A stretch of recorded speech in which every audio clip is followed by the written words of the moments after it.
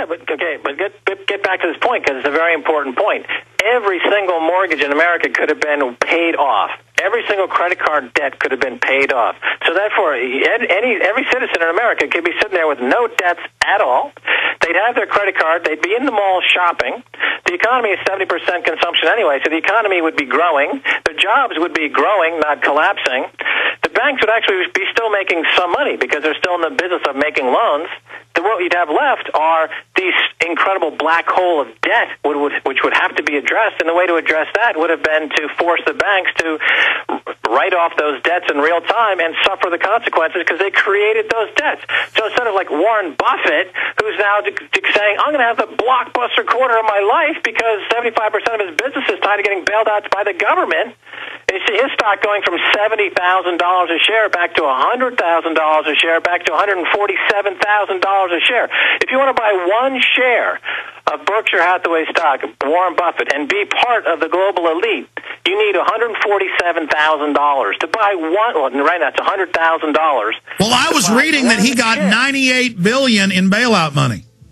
Unless you have $100,000 to buy one share of Berkshire Hathaway stock of Warren Buffett, then forget it. You're not going to be part of the true economy that's run by all these insiders. So you're sitting there holding your, 50 shares of some over-the-counter NASDAQ.com bomb that was sold to you by some hard-selling telephone salesman working on commission. Of course, that's going to go to zero, and the whole cycle's repeated again. Max, stay there. Buffett deserves all the money.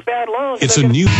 Joining us from Paris, capital of France, Max Keiser, MaxKeiser.com. He is in my big new upcoming Obama film.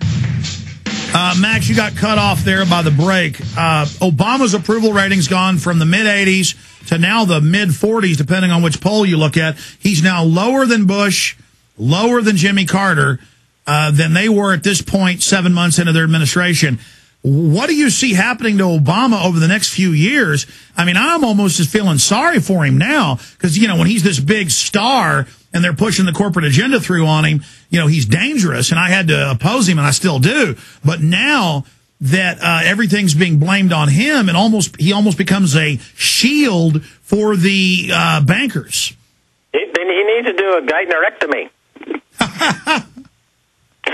Look at Tony Blair over there in the UK. When he left number 10 Downing Street, after all the dodgy dossier, after all the fake rhetoric leading up to the invasion, after telling the 2 million people that were in the streets in Britain that they didn't want to get into the Iraq war, within 10 minutes of leaving number 10 Downing Street in disgrace, where does he end up? J.P. Morgan. Okay? The presidency is now used as a resume sweetener. So whether it's one term or two terms, the next step for Obama is Goldman Sachs or J.P. Morgan. And that's the true end game. That's the goal for these guys. That's where they cash in. The presidency is just a fancy thing on your resume now. It doesn't mean anything in terms of public service anymore. Well, it means you can read off a teleprompter good. That's why Bush was so hated, is that he couldn't sit there with puppy dog eyes lovingly lying to you. But, you write for the Huffington Post. You deal with some of the classical type liberals out there. It seems a lot of them are starting to wake up, those that are honest, like yourself, who had supported Obama.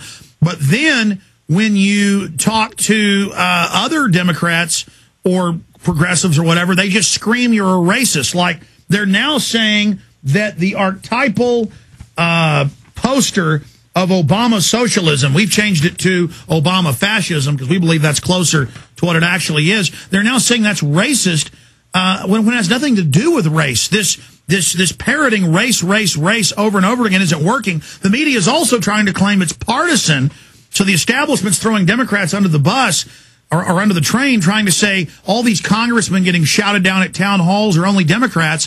I've tracked it. They're shouting the Republicans down, too. So this is something completely new. It looks like the United States is on the verge of revolution, Max Keiser.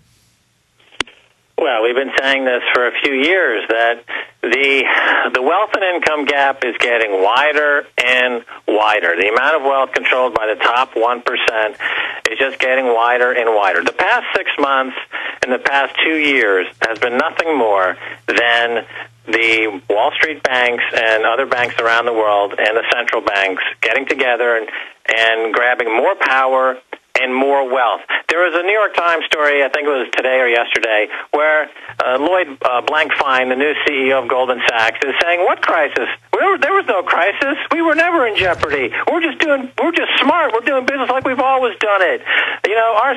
Here's the thing about the stock market rally. All that money that goes into the stock market rally, the $3 trillion rally, that money it's not coming from the money market funds, which would be an indication that the public is involved in the stock market. This money is coming from the bailout funds, and it's being not used to lend to businessmen and people in America to help them get through this crisis. It's being used as speculative capital by the banks to make money in the stock market. And once this rally, which is fed by the spec money, the bailout money is being used by the speculators on Wall Street to speculate in the stock market. It caught everyone flat-footed. It's up 50% or something like this. It's the biggest rally since the 1930s. Oh, by the way, that's very significant if you want to think about it.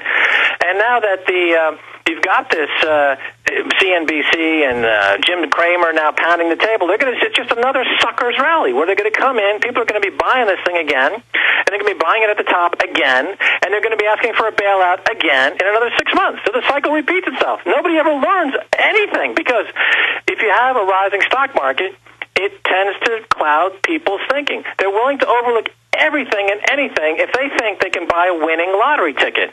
People just ignore their own self-interest, and they go loopy. You add the drugs, the antidepressants, and the failure to have a decent diet, and you just have a sick zombie nation of speculators who are trying to be the next partner of Goldman Sachs, and the chances of that are like being the next winner on American Idol. It's not going to happen.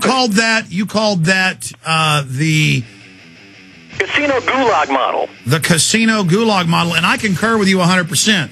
They're taking all the tens of trillions they've stolen from taxpayers, pumping it in a controlled stock market.